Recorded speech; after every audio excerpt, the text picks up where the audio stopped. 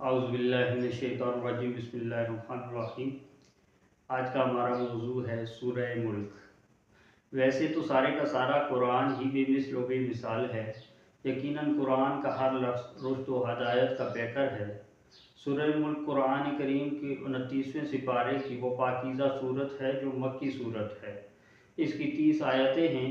جو شخص سورہ ملک کی تلاوت کرنے والا ہو، نبی اکرم صلی اللہ علیہ وسلم نے فرمایا، جو بندہ سورہ ملک ہر رات پڑھتا ہے اور اس رات اس کا انتقال ہو جائے، یعنی وہ فوت ہو جائے، اللہ اس کو عذاب قبر سے محفوظ رکھتا ہے۔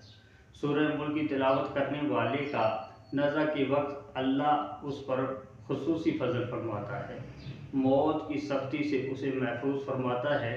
سورہ ملک کو کثرت سے پڑھنا چاہیے اور اس کو پڑھ کر مرنے والوں کو اس کا ثواب پہنچانا چاہیے۔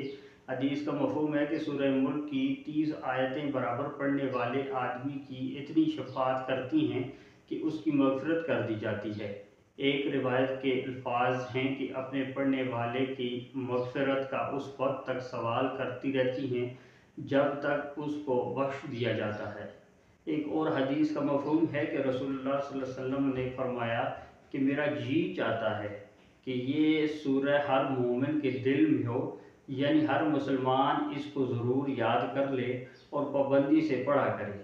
ایک اور حدیث کا مفہوم ہے کہ مرنے والے آدمی کی قبر میں عذاب کے فرشتے پاؤں کی جانب سے عذاب دینے آتے ہیں، تو اس کے پاؤں کہتے ہیں کہ تم اس طرف سے نہیں آ سکتے، اس لیے کہ یہ شخص ہمارے ذریعے نماز میں کھڑا ہو کر سورہ ملک پڑھا کرتا تھا۔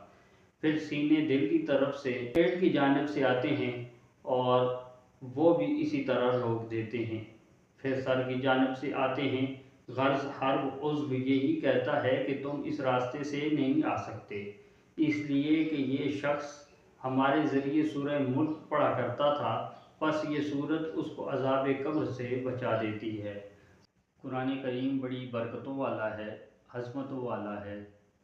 اللہ کریم سے دعا ہے کہ اللہ کریم ہمیں قرآن پڑھنا نصیب فرمائے۔ قرآن کریم کی ویسے بھی بہت فضیلت ہے، برکت ہے اور ذریعہ نجات ہے، اس لیے ہمیں چاہیے کہ ہمیں روزانہ قرآن پاک کی تلاوت کرنی چاہیے اور اس کے فیض و برکات تاکہ ہمیں ملتے رہیں۔